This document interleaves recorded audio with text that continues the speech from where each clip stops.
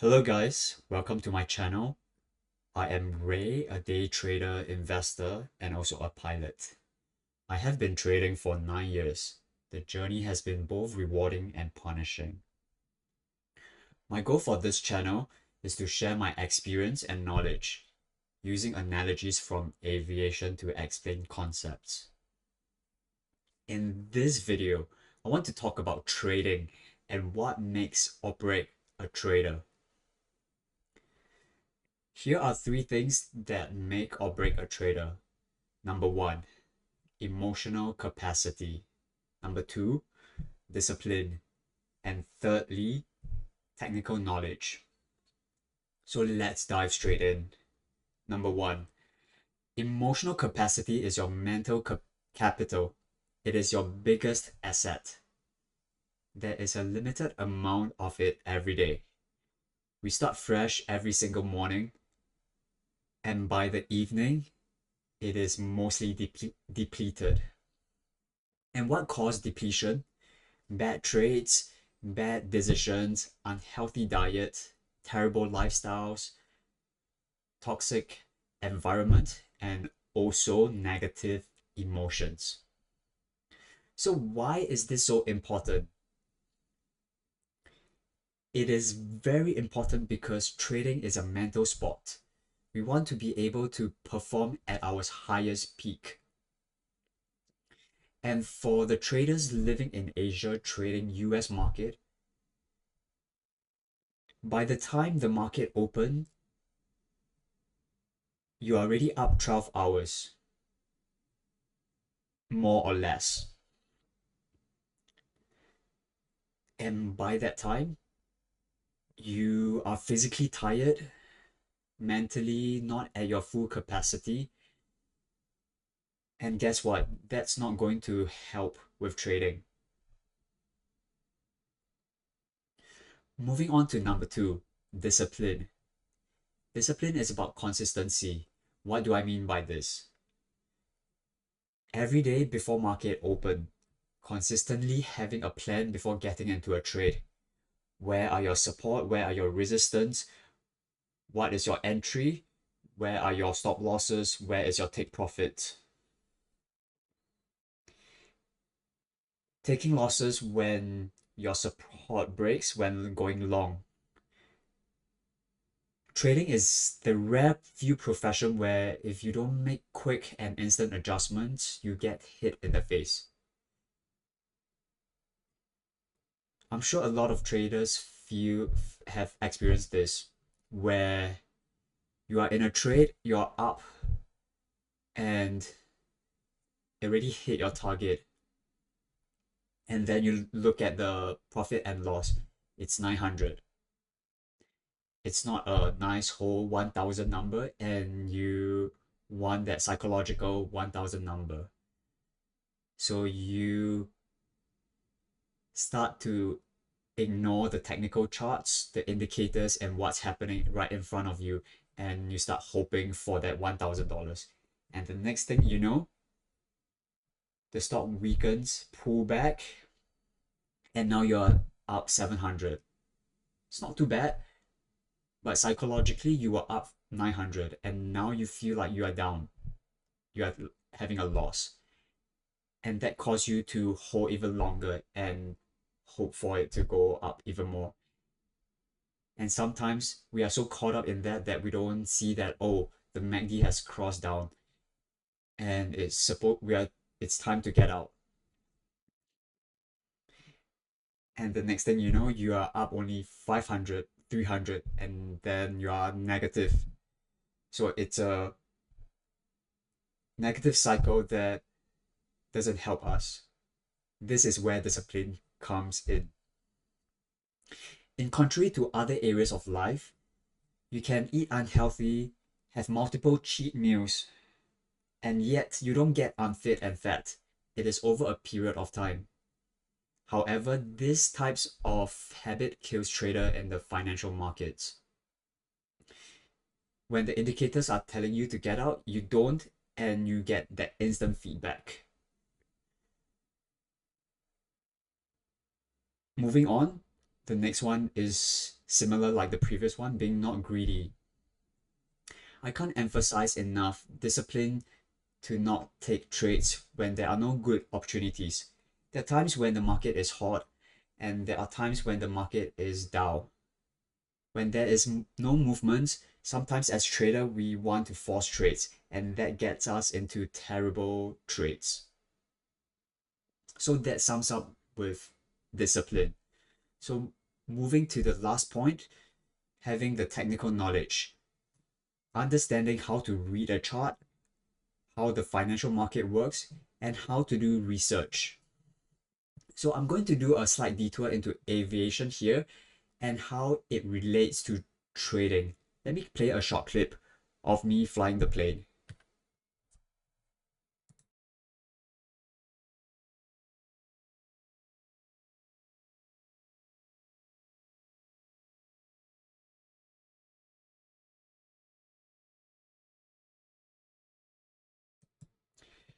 So that's the short clip. I just got my pilot license recently, and there is so much that I've learned from aviation that has similar concepts and knowledge that is shared in trading as well. One key thing I learned is that as a pilot in command, I have full authority to execute my actions and make sure the plane lands safely. So for example, in aviation, there's a term 8 hours bottle to throttle. It means after we drink, we don't fly until at least 8 hours has passed. In my opinion, it should be applied to trading as well. It can be other habits that you are doing that are not productive to your trading.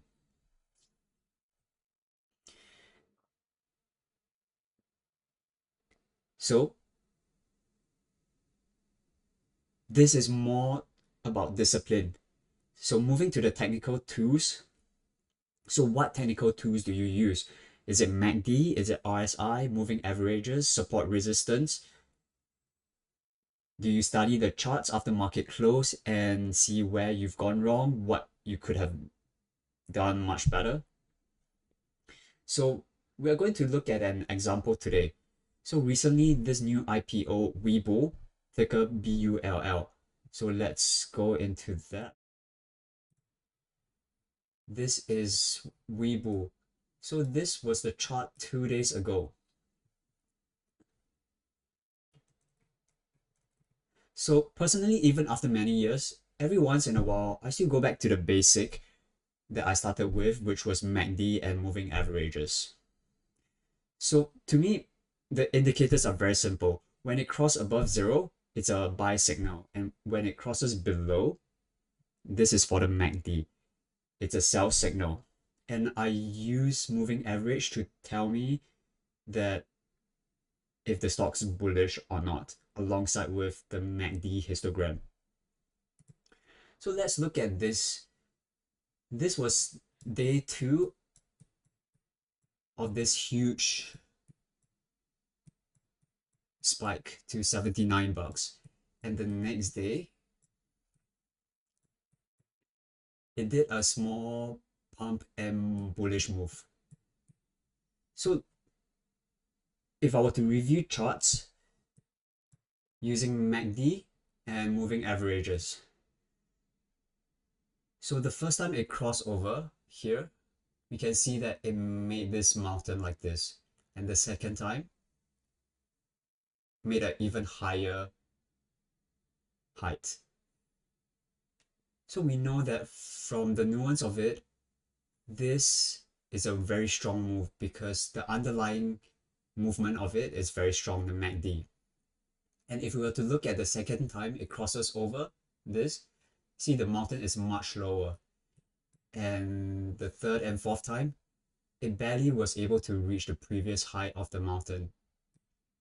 Alongside, see how the first move here was mostly above the moving averages. Whereas here, even when it crossed over, it was struggling, trying to hold above. And even here, it was way under the moving averages. So these are the differences where you want to notice when you're trading a stock. Where you notice, okay, this time it crossed over, it's extremely bullish.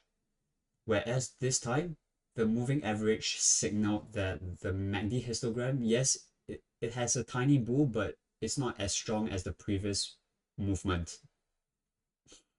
So simple nuances like that makes a huge difference. So let's get back to the overall picture.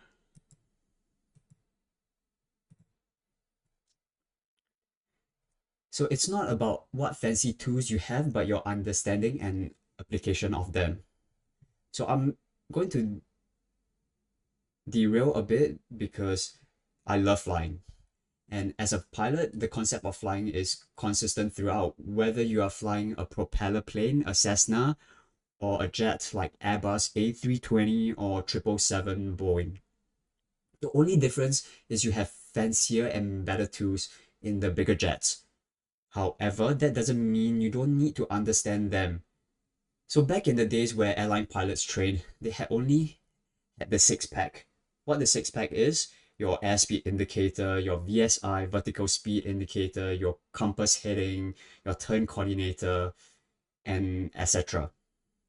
So you don't have all this fancy GPS avionics that does autopilot for you, that you just key in numbers and it will fly the plane for you. So they train with the most bare minimum basic fundamentals. So to give you an example, without understanding what compass heading, true north, magnetic heading, what basic instruments you need to get you from point A to B, giving you an advanced system from an Airbus A380 jet won't make you fly and get you to the right place. So advanced system, just like trading system, different system that different traders have, they are built from simple ones. So let's get back to trading. With the tools that are using, do you have an in-depth understanding of what they are and what they do? Do you apply the knowledge and execute them like the way they were meant to be? So here are some food for thoughts. Before finishing, what is stopping you from becoming a better trader? Share with me which one of the three mentioned above are you struggling with, and also how are you committed to changing it? Maybe you have a drink today and you come to trade. This could be like a bad habit that you could improve for the people in Asia trading the US time zone. Or it could be that discipline that you make sure that, okay, every time my stop loss hit, I'm going to get out.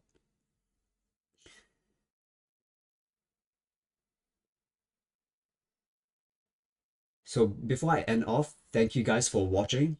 I hope you enjoyed and learned something from Daily Dose of Reality. Thank you guys, and I'll catch you in the next video.